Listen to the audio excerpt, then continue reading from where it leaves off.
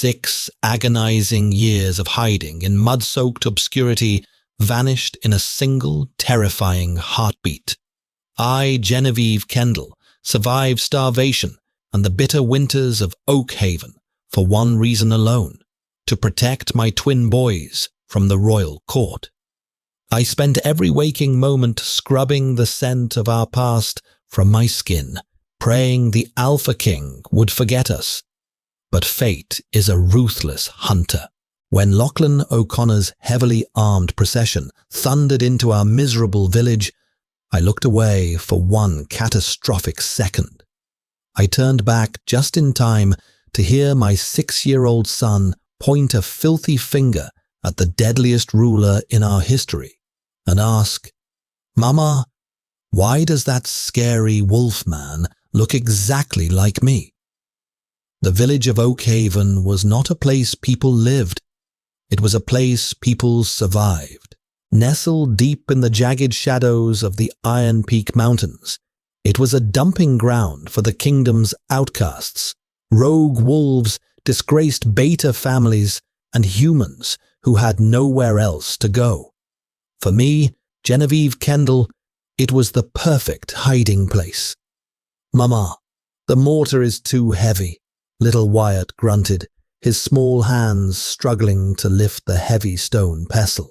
"Use your legs to stand over it, sweet boy.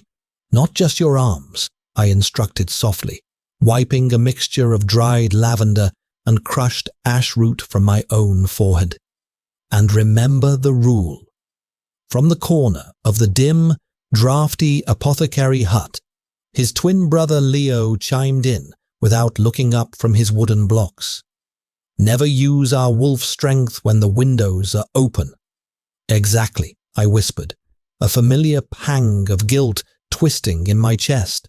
At 6 years old, werewolf children in the royal packs would already be running through the sprawling forests, testing their speed, howling at the shifting moons, and wrestling under the proud watch of their pack elders.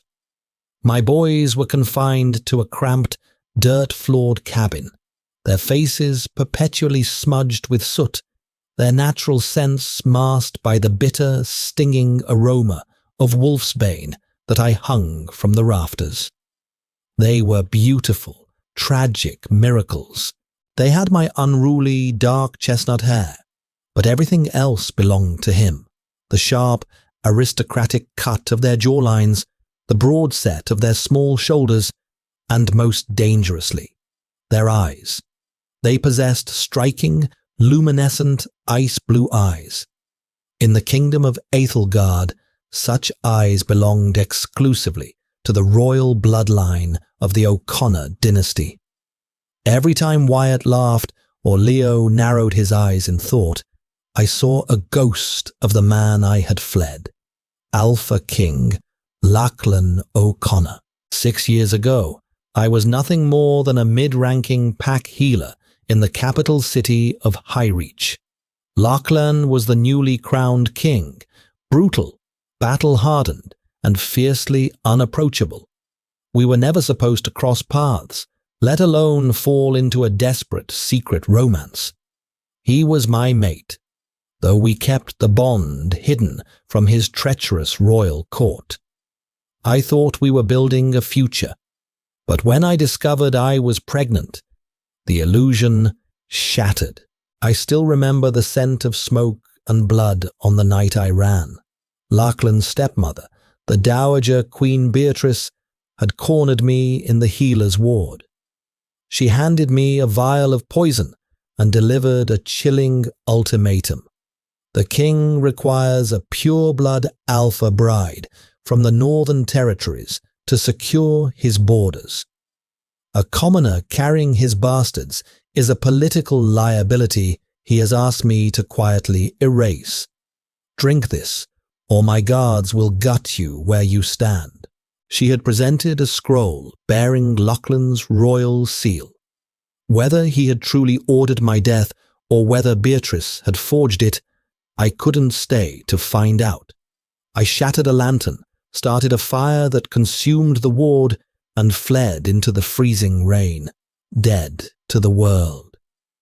Genevieve! A raspy voice snapped me out of the past. It was Mrs. Gable, the elderly human woman who lived next door, rapping her knobby knuckles against my wooden door frame. "Have you gone deaf, girl? Pack up your wares. The warning horns are blowing down the valley." I froze. The heavy stone pestle slipped from Wyatt's hands, hitting the dirt floor with a dull thud.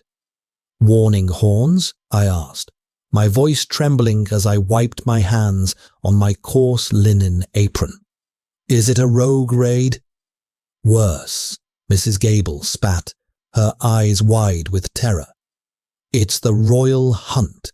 The Alpha King himself is sweeping the border villages for taxes and conscripts. They'll be in the village square in less than 10 minutes. My blood ran cold.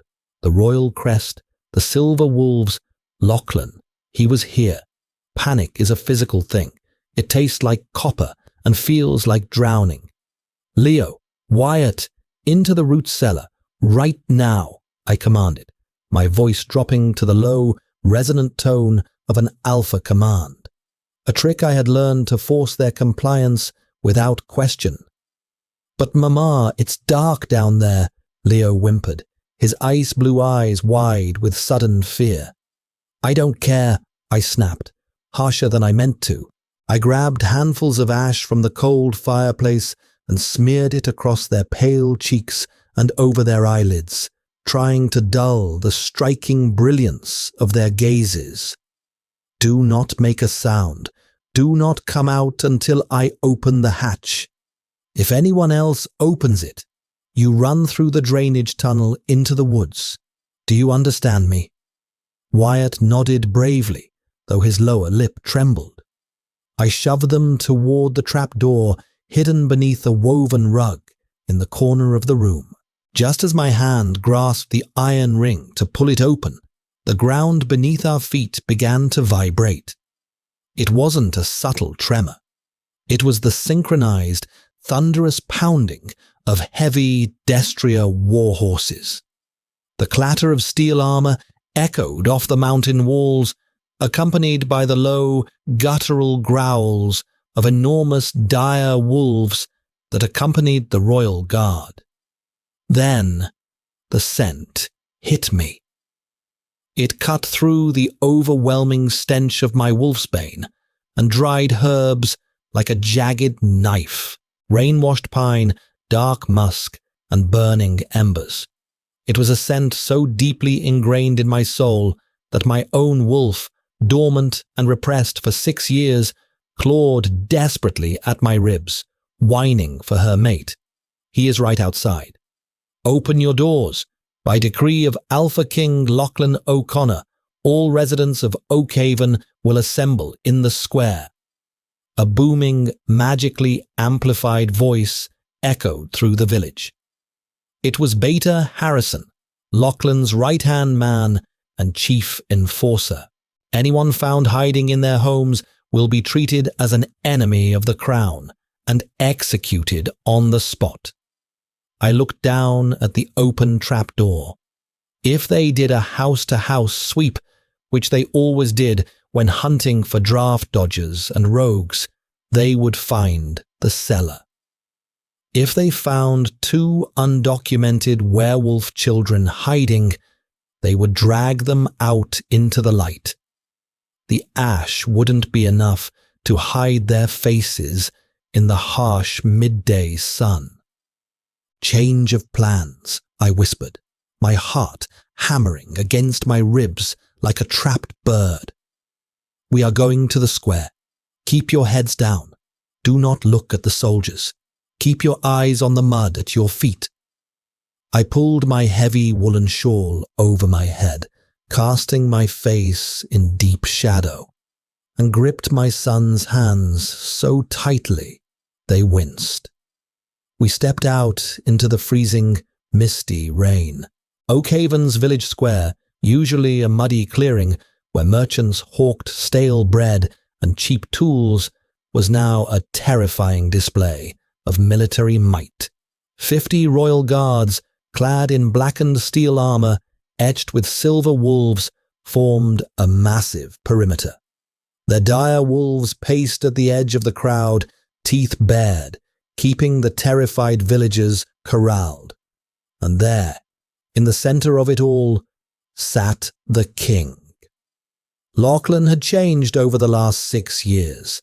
He was seated atop a monstrous black stallion, draped in a heavy cloak of obsidian fur. He looked larger, broader, and infinitely more dangerous. The rugged, handsome features I had once traced with my fingertips were now set in stone, hardened by years of ruthless warfare and a chilling, palpable emptiness. A jagged scar ran down his left cheek, a battle wound he had taken after I left. His eyes, the same piercing ice blue as the boys trembling against my legs, scanned the miserable crowd with absolute disgust and terrifying indifference. Beside him, on a slender white mare, sat a woman, draped in crimson silks, looking entirely out of place in the mud. Lady Cassandra of the Silver Lake Pack. The rumors were true then. Lachlan had taken a high-born consort. The tides from this miserable dirt pit are 3 months late. Lachlan's voice was barely a growl, yet it resonated in the chest of every werewolf present. The sheer weight of his alpha aura forced several weaker villagers to their knees, gasping for breath. I gritted my teeth, fighting the overwhelming biological urge to submit to my king and my mate. The village elder, Thomas, a frail old wolf with graying fur, stepped forward, trembling violently. My king. The winter was harsh. The blight took our crops, and the rogue attacks have thinned our hunting parties. We have nothing left to give. Lachlan stared down at the old man, his expression completely devoid of mercy. Ethelgard does not run on excuses, old man. It runs on strength. If you cannot pay in grain or gold, you will pay in blood. Harrison, take 10 of their youngest men for the vanguard. A collective gasp of horror rippled through the crowd. The vanguard was a death sentence. The front lines of the border wars, where untrained wolves were used as fodder to absorb the enemy's initial charge. Mothers began to weep openly. Fathers stepped protectively in front of their teenage sons. Mercy, Alpha, Thomas begged, dropping to his knees in the mud. They are just boys. They are subjects of the crown, Lachlan snapped, his horse stepping forward, towering over the elder. And they will serve. The cruelty in his voice was a physical blow. This wasn't the man I had loved. This wasn't the man who had whispered poetry into my hair under the moonlight. This was a tyrant forged by betrayal and power.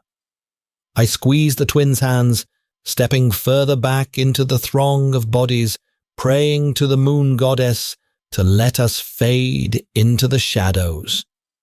But the goddess, it seemed, was not listening. Chaos is born from the smallest of things. As Beta Harrison and the guards began to wade into the terrified crowd, roughly grabbing young men by their collars, the village erupted into panic. A woman shoved past me, screaming as a soldier grabbed her 15-year-old son. The sudden violence of the crowd surged backward, throwing me off balance. My grip slipped. "Wyatt," I gasped. My son had been bumped forward, stumbling out of the safety of the crowd and into the open, muddy expanse of the center square. As he fell, the small, hand-carved wooden wolf I had made for him slipped from his pocket, clattering across the stones and sliding to a halt mere inches from the steel-shod hooves of the king's black stallion. The entire square went deathly silent. Even the weeping mothers choked back their sobs. Lachlan's horse snorted, sidestepping slightly as the Alpha King looked down at the tiny, muddy child who had dared to cross the perimeter. No, no, no, no. My lungs seized.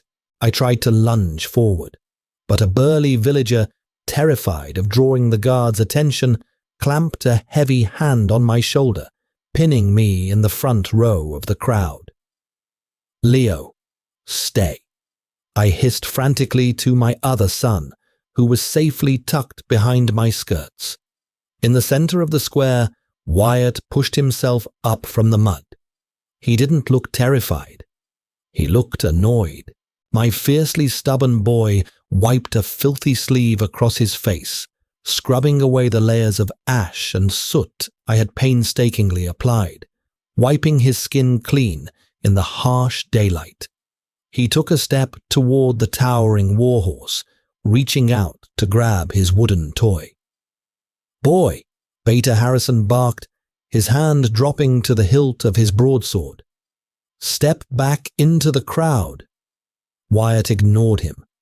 He picked up his wooden wolf, dusted it off on his trousers, and then, slowly, tilted his head back. He looked straight up at the terrifying Alpha King. Lachlan's eyes, previously filled with cold indifference, suddenly snapped onto the boy. For a fraction of a second, the king froze. From my vantage point, the resemblance was violently obvious. A punch straight to the gut. The jet-black hair plastered to Wyatt's forehead, the stubborn set of his jaw, the arrogant tilt of his chin. It was a perfect, undeniable miniature of the monster sitting on the horse. "Mama." Wyatt's high, clear voice broke the absolute silence of the square. He pointed a muddy finger directly at Lachlan, who was staring at him with a strange, paralyzed intensity. "Why does the scary wolfman look exactly like me?" A collective intake of breath sucked the oxygen from the square. Lady Cassandra gasped, dropping the reins of her white mare. Beta Harrison stared at the boy, his jaw slack, shifting his gaze rapidly between the 6-year-old and his king. Lachlan did not speak. His chest rose and fell in a sharp, ragged breath. He leaned forward in his saddle, his ice-blue eyes locking onto Wyatt's identical gaze. The king's nostrils flared. I knew exactly what was happening. He was pulling in the boy's scent. Through the mud, the rain, and the pungent stench of the village, he was searching for the genetic signature of the child. "Wyatt!" A second, smaller voice rang out. Before I could stop him, Leo ripped himself free from my grasp. Furious that his brother was standing alone in front of the scary men, my second son marched out into the open square, taking his place right beside Wyatt. He stood defensively, puffing out his small chest, staring up at the king with the exact same face. Twins. Lachlan's knuckles turned bone white as he gripped the reins. His eyes darted between the two boys. He slowly swung his massive leg over the saddle and dropped to the muddy ground. He stood at 6'4", a terrifying mountain of muscle and dark leather, and took a slow, deliberate step toward my children. "Who do you belong to?" Lachlan's voice was no longer a royal command. It was a jagged, barely contained rasp that vibrated with raw, feral instinct. The wolf beneath his skin was scratching at the surface, dangerously close to breaking loose. Wyatt, ever the brave one, crossed his arms. "My mama." "And where?" Lachlan took another step, dropping to one knee in the mud so he was eye level with the boys, entirely ignoring the shock of his royal guards. "Is your mother?" He didn't just look at their faces, He leaned in, closing his eyes for a split second, taking a deep, shuddering inhale. I saw the exact moment it hit him. I'd covered them in ash and bathed them in harsh lye soap, but beneath it all, deeply embedded in their DNA, was my scent. The scent of wild honey and rain. The scent of his long-dead, murdered mate. Lachlan's eyes snapped open. They weren't just ice blue anymore. The pupils had blown wide, bleeding into the glowing, predatory gold of his alpha wolf. He rose slowly to his full height, turning his terrifying gaze upon the crowd. He was looking for the source. He was looking for the ghost. I couldn't let him hurt them. If he thought I had betrayed him, if he thought I had stolen royal heirs, he would take them from me and lock me away. Or worse, finish the job his stepmother had started. I took a deep, trembling breath, pushed the shawl back from my face, letting my chestnut hair fall over my shoulders, and stepped out of the crowd. "They belong to me, Your Majesty," I said, my voice steady despite the absolute terror shredding my insides. Lachlan O'Connor turned to face me. Time seemed to stop in the miserable village of Oakhaven. The rain continued to fall, but I couldn't feel it.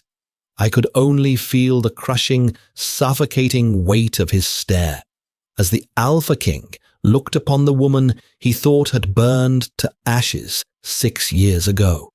The silence in the village square was absolute, broken only by the relentless drumming of the freezing rain against steel armor. Lachlan O'Connor, the Alpha King of Aethelgard, stood entirely still, the feral gold of his eyes warred with the ice blue I knew so well, his chest rising and falling in violent, erratic heaves. He was staring at a ghost.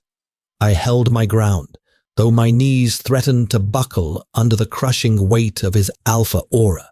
Every instinct in my wolf screamed at me to bare my neck, to submit to my mate, to beg for his protection.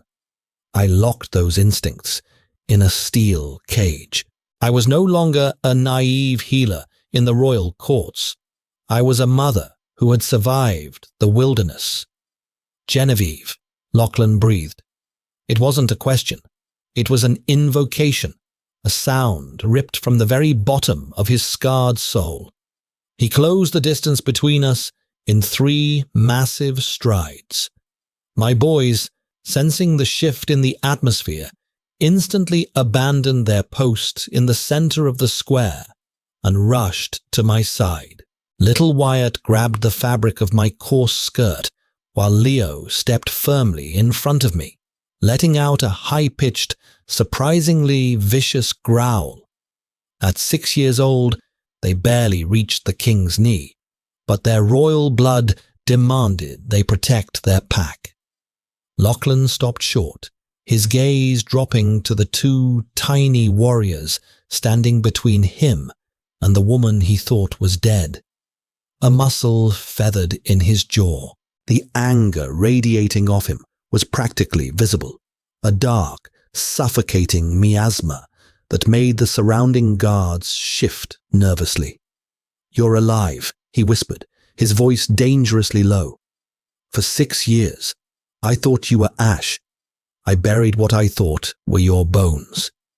He reached out, his leather-clad hand trembling slightly, his fingers grazing the rain-soaked strands of my hair. The moment his skin made contact with mine, a violently electric shock snapped between us. The mate bond, starved and buried for over half a decade, flared to life with the force of a wildfire. I gasped, stumbling back, pulling my sons with me. The rejection in my movement shattered whatever vulnerability had broken through the king's icy exterior.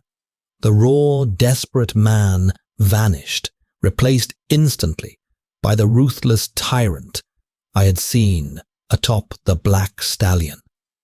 "Lachlan, who is this filthy peasant?" The shrill, aristocratic voice cut through the tension like a rusted blade. Lady Cassandra urged her white mare forward, her perfectly sculpted face twisted in disgust. "Why are you indulging this beggar?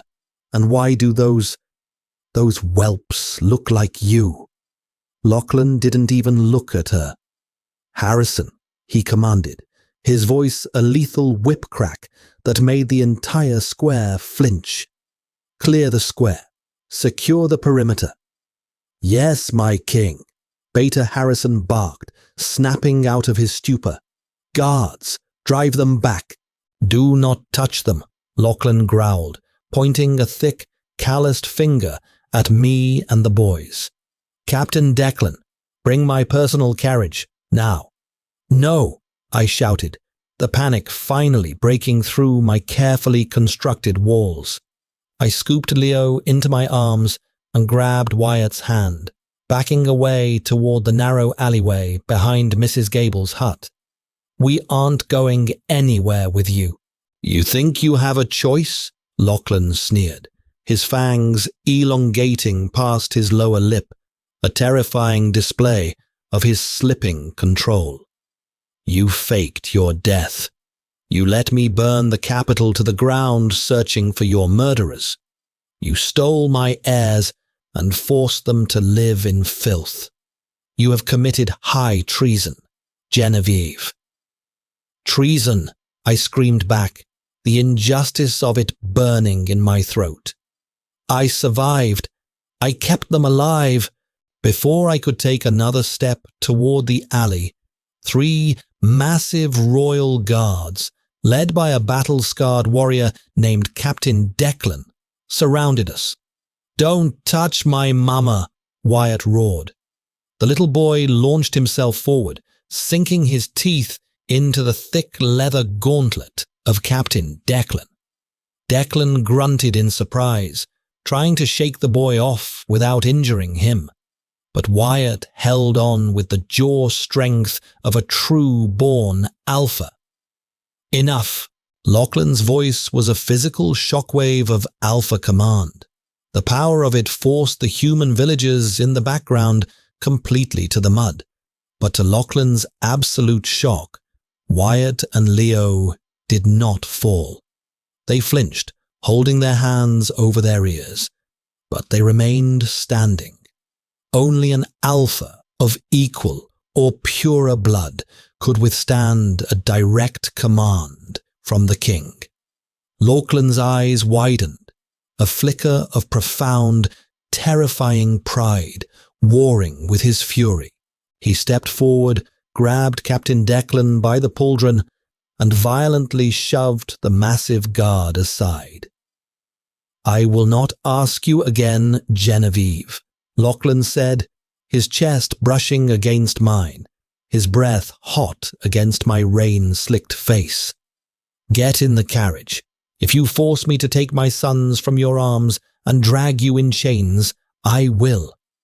Do not test my restraint. It died 6 years ago." I looked at the 50 heavily armed soldiers. I looked at the terrifying glint in my mate's eyes. And finally, I looked at my terrified, shivering boys.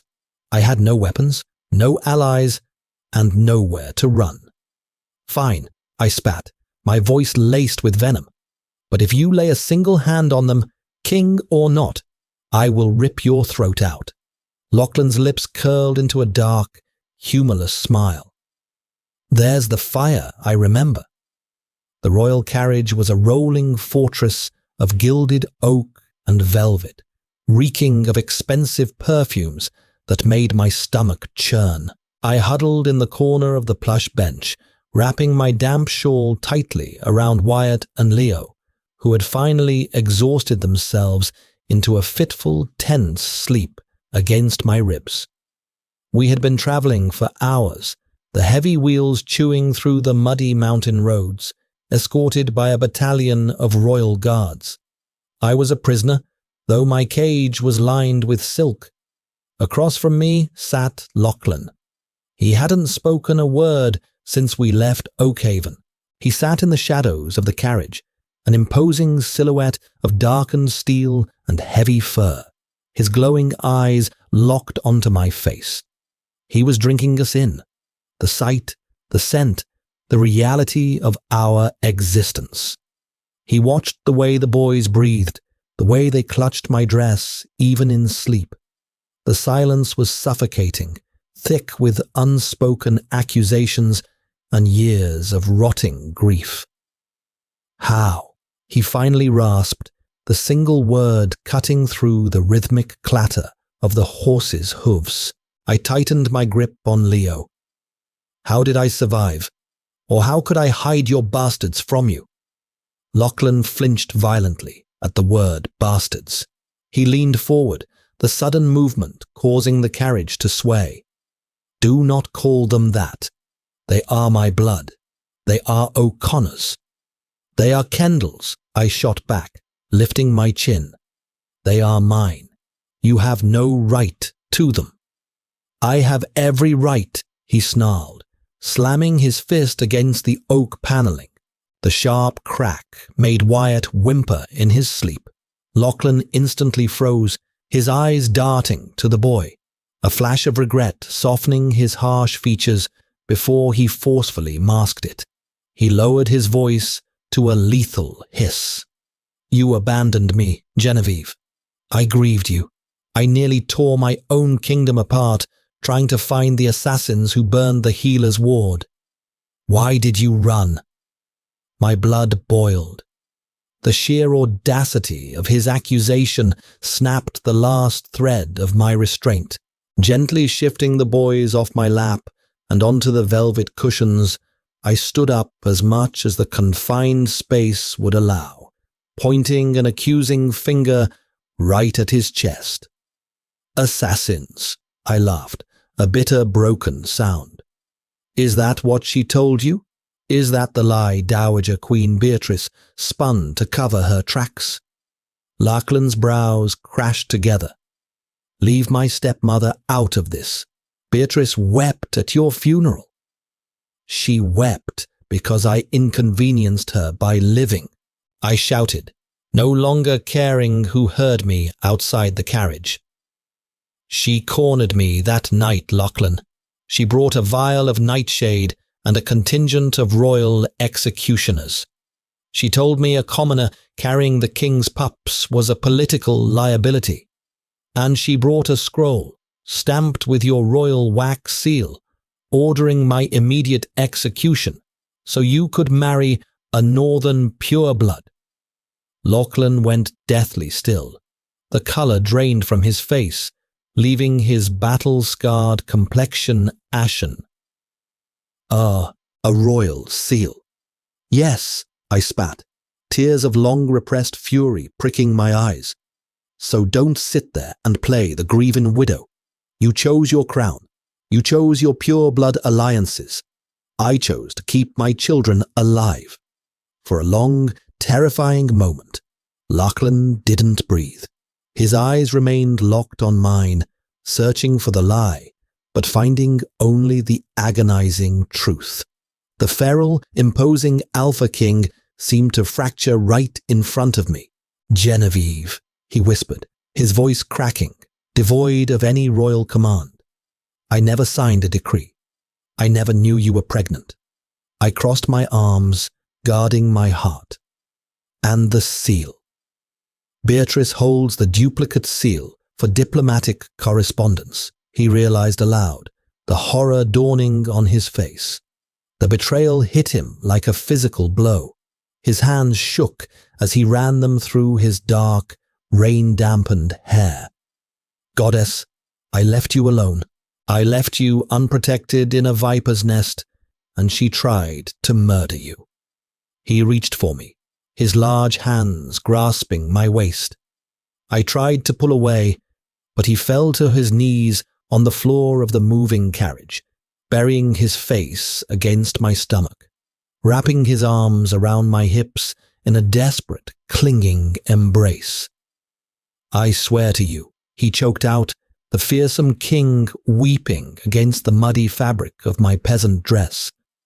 I swear on my wolf, on the moon goddess, on my life. I knew nothing. If I had known, I would have burned the castle to the ground with her inside it. The mate bond thrummed violently, demanding I comfort him, demanding I run my fingers through his hair and soothe his agony. It was intoxicating, the overwhelming truth radiating from his soul. He hadn't betrayed me. He had been a victim of his own court's treachery, but a harsh reality checked my softening heart. "Lachlan, let go," I said softly, but firmly. I pried his hands from my waist and stepped back. He looked up at me, his icy eyes red-rimmed and shattered. "Jen." "It doesn't matter anymore," I whispered, glancing out the carriage window at the darkened tree line. "The truth doesn't change our reality. Look outside, Lachlan. Look at Lady Cassandra riding beside this carriage. Look at the pure-blood alliance you secured to hold your borders. Beatrice didn't win by killing me. She won by replacing me." Lachlan rose slowly, his jaw hardening, the vulnerability receding behind a wall of cold, calculated rage. "Cassandra is a political pawn. I have not marked her. I have not claimed her. I took her as a consort to pacify her father, Lord Reginald, and keep the northern armies at bay. She means nothing to me." "She means everything to your kingdom," I countered. "If you bring me back to Highreach, if you parade two illegitimate alpha heirs in front of the court, Lord Reginald will see it as an insult to his daughter. The North will rebel, and Beatrice will finish the job she started 6 years ago." I looked down at Wyatt and Leo, their small, innocent faces relaxed in sleep. "I will not let my sons become casualties in your political wars, Lachlan. I won't do it." Lachlan stared at his sons, a fierce, terrifying possessiveness rolling off him in waves.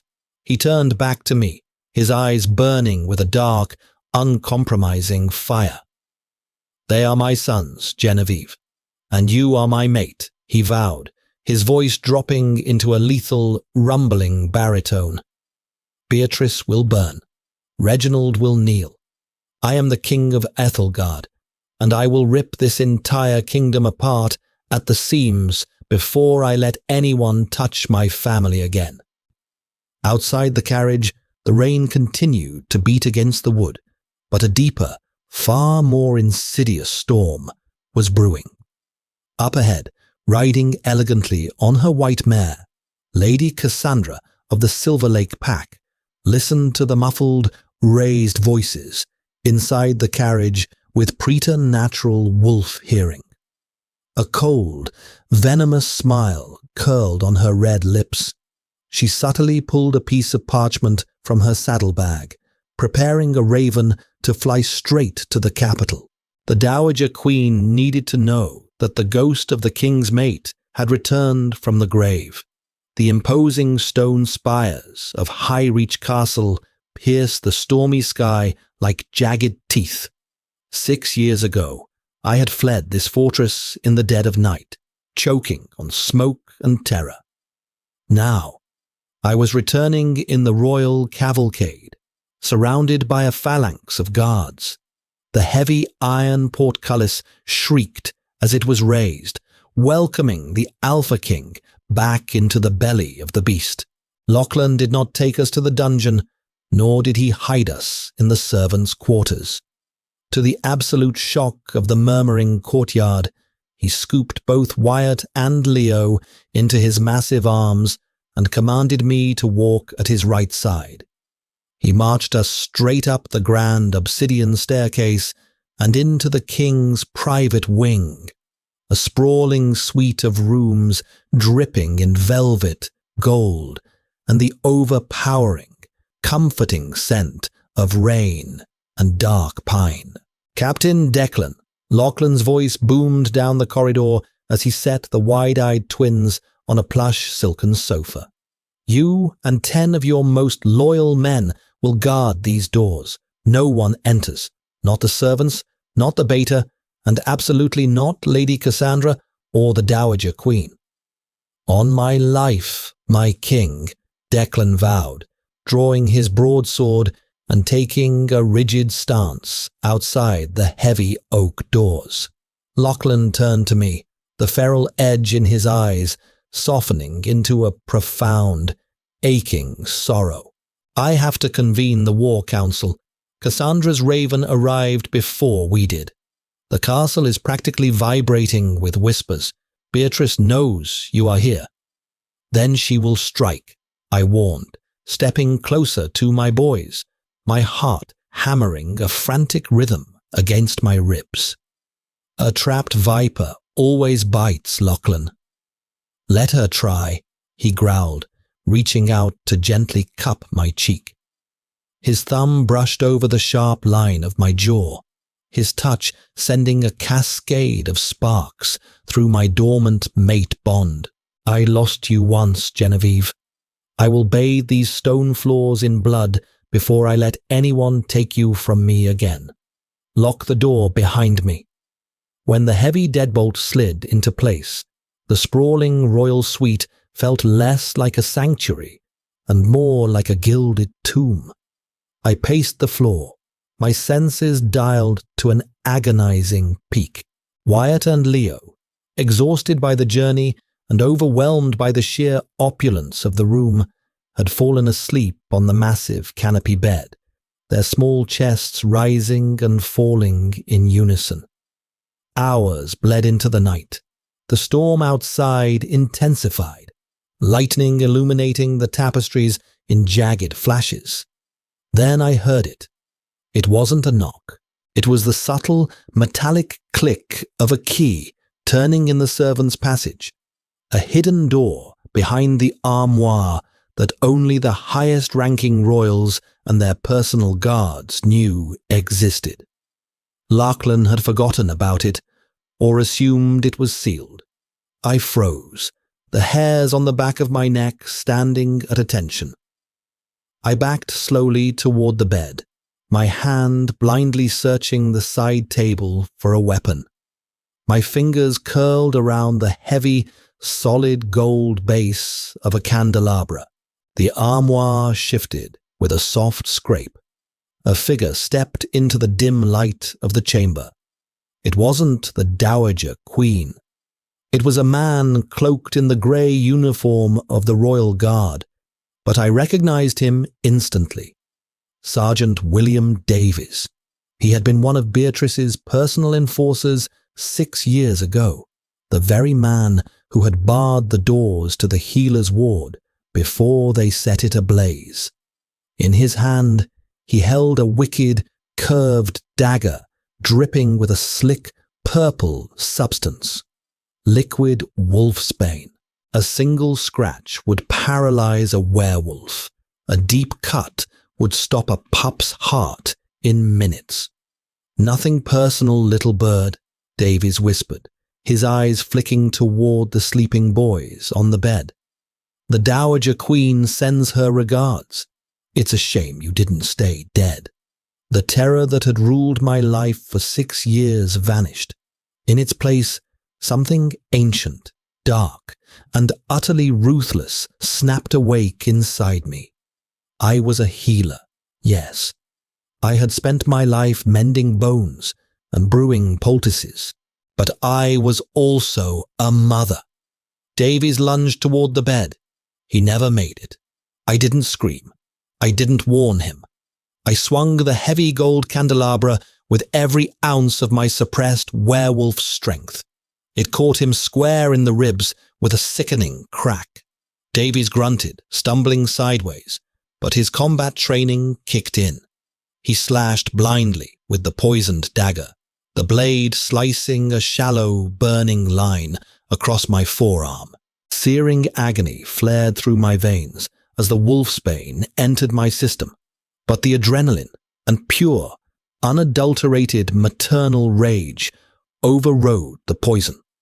As he reared back for a second strike, I dropped the candelabra, grabbed his wrist with both hands, and twisted violently. The bone snapped loudly. Davies dropped the dagger with a howl of pain, but before he could draw a breath to shout for help, I lunged upward, my own fangs, hidden and filed down for 6 years, elongated in a flash of blinding white. I slammed him back against the stone wall, my hands wrapping around his throat, my eyes glowing a feral, unnatural amber. "You tell the Dowager Queen," I snarled, my voice layered with the terrifying, guttural echo of my awakened wolf, "that Genevieve Kendall is done running." The heavy oak doors to the suite suddenly shattered inward in a shower of splintered wood and iron. Lachlan stormed into the room, his chest heaving, his claws fully extended, expecting to find me dead. Instead, the Alpha King froze, his glowing gold eyes locking onto the scene before him. His frail, human-acting mate had a 200-pound royal assassin pinned to the wall by his throat, her fangs bared, blood dripping from her arm. I threw Davies to the floor at Lachlan's feet. The assassin gasped for air, clutching his shattered wrist, trembling violently under the combined, suffocating aura of 2 furious, alpha-blooded wolves. "He came through the servants' passage," I panted, clutching my burning arm, my chest heaving. He had liquid wolfsbane. Lachlan looked at the poisoned dagger on the floor, then at the sleeping twins, and finally at the bleeding cut on my arm. A low, vibrating growl rumbled from his chest, a sound so dark and terrifying it made the glass in the windows rattle. He didn't yell. He didn't ask questions.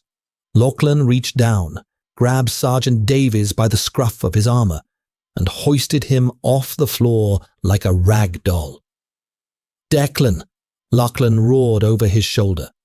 The captain of the guard rushed into the ruined doorway, his face pale at the sight of the assassin. "Summon the entire court to the great hall, wake every lord, every beta, and every servant, and drag my stepmother from her bed. It is time to end this." The great hall of High Reach was a cavernous masterpiece of vaulted ceilings and massive iron chandeliers, forged centuries ago by the blind smith Oswald of Kent. Usually reserved for grand feasts and joyful royal ceremonies, tonight it felt distinctly like an executioner's block. The air was thick with the suffocating scent of nervous sweat, damp wool, and the overpowering, cloying perfumes of panicked nobility. Hundreds of courtiers, murmuring in a state of frantic confusion, had been herded into the room by armed guards. Near the front of the dais stood Lord Reginald of the Silver Lake Pack, his face flushed a violent crimson with indignation, his daughter Cassandra clinging tightly to his velvet-clad arm. But the true epicenter of the tension was the Dowager Queen Beatrice. She stood tall and defiant in her heavy emerald silk robes. Her silver hair was perfectly coiffed, and she projected an aura of untouchable, icy arrogance. Yet, to my newly awakened senses, the subtle, metallic scent of her fear was unmistakable. Suddenly, the heavy mahogany doors slammed open, the deafening sound echoing like a cannon blast against the stone walls. The entire hall fell dead silent. Even the crackling of the torches seemed to hush. Lachlan marched into the room, his presence overwhelming. He released a suffocating blanket of alpha dominance that swept through the hall like a physical shockwave, forcing the weaker wolves in the room to their knees, gasping for breath. But he was not walking alone. He held my uninjured hand in a vice-like grip, pulling me forward so that I walked perfectly parallel with him, a position strictly reserved for a crowned queen.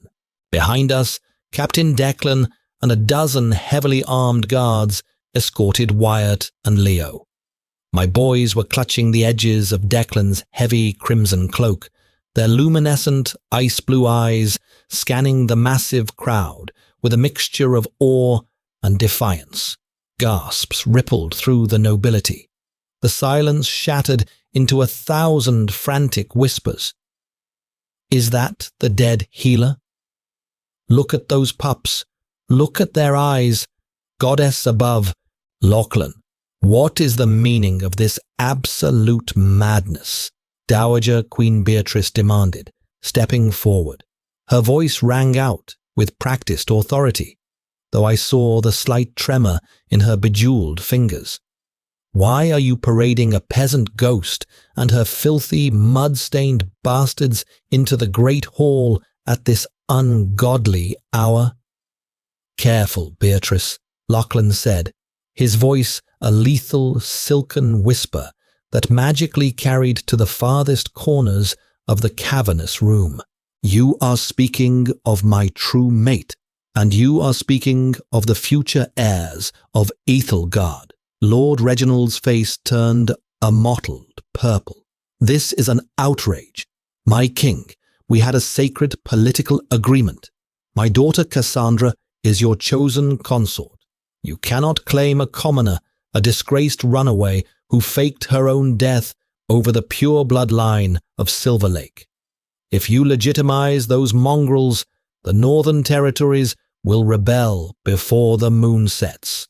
Let them rebel, Lachlan stated coldly, never taking his glowing golden eyes off his stepmother. I will drown the North in fire if I must. He snapped his fingers, a sharp, cracking sound that cut through the tension. 2 heavily armored guards dragged the battered, bloodied form of Sergeant William Davies into the center of the room, tossing him onto the polished marble floor. The assassin groaned, clutching his violently shattered wrist. The sickening smell of his blood and the acrid tang of liquid wolfsbane still clinging to his clothes sent a fresh wave of panic through the assembly. Beatrice's face drained of all color. The mask of untouchable royalty began to crack. Less than an hour ago, this man bypassed my royal guards using a sealed servant's passage, Lachlan announced, his voice vibrating with restrained, feral fury. He carried a curved blade coated in concentrated liquid wolfsbane, aimed directly at my son's hearts. When questioned in the dungeons by Captain Declan, he confessed. He did not act alone. He was acting on the direct, treasonous orders of the Dowager Queen. Lies, Beatrice shrieked, her regal composure shattering into desperate fragments. He is a rogue, a madman seeking to divide us. You have no tangible proof. You would take the desperate word of a court traitor over the woman who raised you. She turned wildly to the crowd, her eyes locking onto the Northern Lord. Lord Reginald, do not let him do this. He is mad with grief.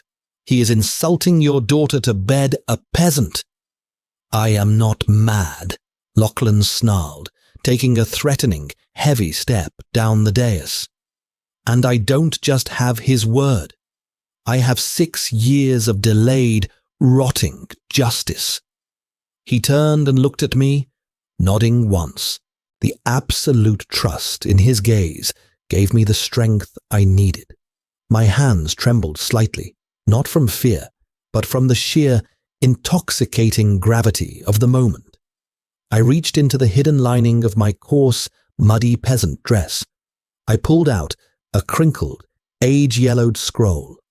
The edges were singed pitch black from the fire that had consumed the healer's ward 6 long years ago, but the heavy red wax of the royal seal remained perfectly intact. I stepped forward, dropping Lachlan's hand to stand on my own. My voice rang out clear, steady and amplified by my awakened wolf. 6 years ago, the Dowager Queen cornered me in the healer's ward, I declared, holding the burned scroll high for the entire court to see. She brought a vial of nightshade and a contingent of executioners. She presented this document, ordering my immediate execution, claiming it was the will of the king. But the king was on the Western Front. Only one other person in this castle held the duplicate royal seal for diplomatic missives. I walked deliberately down the marble steps, the crowd parting for me like the Red Sea. I stopped directly in front of Lord Reginald and shoved the scroll into his chest. The imposing northern lord took it hesitantly, his eyes scanning the faded ink. "Look at the parchment, Lord Reginald," I instructed, my tone commanding. "Hold it to the light. It does not bear the watermark of the royal court. It bears the crest of the Valerius family, Beatrice's maiden house. She used her private stock, and look at the handwriting. That is not the king's battle-rushed scrawl. It is the elegant, sharp cursive of the Dowager Queen herself." Lord Reginald's face fell as he recognized the undeniable truth. He looked from the forged scroll to Beatrice, sheer, unadulterated fury, replacing his previous indignation. He realized instantly that his family had been used. Beatrice had orchestrated my murder to force Lachlan into a political marriage with Cassandra, effectively using the Silver Lake Pact to secure her own grip on the throne. Reginald crushed the parchment in his massive fist. He sneered in absolute disgust and took 3 deliberate steps away from the Dowager Queen. The rest of the court, sensing the shift in the wind, immediately followed suit, physically backing away until Beatrice was left standing entirely isolated in the center of the great hall. "Guards," Lachlan commanded, his voice devoid of any mercy, echoing like a death knell. "Strip Beatrice of her royal titles, bind her with pure silver. She is to be thrown into the lowest, darkest cell of the dungeons to await public execution for high treason, attempted regicide, and the murder of a royal mate." "You cannot do this to me," Beatrice screamed, her fangs fully extending as 4 guards swarmed her. They forcefully locked heavy, unpolished silver manacles around her wrists. The enchanted metal seared her skin instantly, making her hiss and thrash in agonizing pain. "I built this kingdom from the ashes. I secured your throne. When your father died, you are nothing without me, Lachlan. You are a brute, a monster." "I am exactly the monster you created," Lachlan replied coldly, his face an emotionless mask of stone, as he watched her being dragged away, kicking and screaming into the shadows of the corridor. The great hall remained utterly silent, the shock of the violent, sudden shift in power completely paralyzing the nobility. Lady Cassandra was weeping quietly into her hands, humiliated and defeated. Lachlan turned his back on the room. He didn't issue threats to the lords. He didn't demand their loyalty. He simply walked over to where Wyatt and Leo stood trembling slightly by the stairs. The massive, blood-soaked Alpha King dropped to both knees, uncaring of the mud and dirt on his son's clothes. He wrapped his massive, scarred arms tightly around his 2 boys, burying his face in their small shoulders, his broad back shaking with a silent, overwhelming relief. The sight of the ruthless, terrifying tyrant embracing the muddy, wide-eyed children completely broke the suffocating tension in the room. He stood up slowly, effortlessly lifting Wyatt into his left arm, while I stepped down and picked up Leo, holding him securely against my hip. Lachlan extended his free hand to me. I looked at the calloused, battle-scarred palm. I looked at the man who had just torn his entire kingdom apart for us. The man who had finally shattered the suffocating cage of lies that had kept us apart for over half a decade. I placed my hand in his. The mate bond flared instantly, no longer a frantic spark of pain, but a deep, resonant river of golden warmth that settled permanently into my bones, healing the scars of my soul. "Behold your queen," Lachlan declared, his alpha aura washing over the crowd, no longer punishing but demanding absolute, unwavering submission. "Genevieve O'Connor, and behold your true princes, Wyatt and Leo. Anyone who questions their legitimacy, their blood, or their right to rule this kingdom will answer directly to my claws." Slowly, the heavy silence broke. Lord Reginald dropped heavily to one knee, bowing his head in total submission.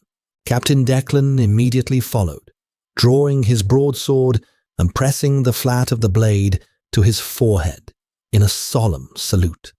One by one, the beaters, the lords, the ladies, and the servants sank to the polished marble floor, pledging their undying loyalty to the ghost who had returned from the ashes to claim her rightful crown. I looked at Wyatt, who was currently examining the heavy gold royal chain around his father's neck, completely unbothered by the hundreds of kneeling wolves. I looked at Leo, who was resting his head securely against my shoulder, finally safe. We were no longer hiding in the mud of a forgotten village. We were no longer running from the shadows of the past. The torrential storm outside finally broke. The first blinding rays of morning dawn pierced through the high stained glass windows, casting a brilliant kaleidoscope of colors across the throne room. The vipers were gone, the secrets were reduced to ashes, and the Alpha's echo had finally, truly found its voice. Did your heart stop when Genevieve finally turned the tables and pinned that assassin to the wall? What an incredible journey of a mother's relentless love and an Alpha King's desperate fight to reclaim his family. From hiding in the muddy shadows of Oakhaven to bringing down the treacherous Dowager Queen in the Great Hall, Genevieve proved that true strength isn't just about sharp fangs or a crown. It's about the fierce, unbreakable bond of family. If this medieval werewolf romance had you on the edge of your seat, holding your breath during every twist and royal betrayal, please hit that like button.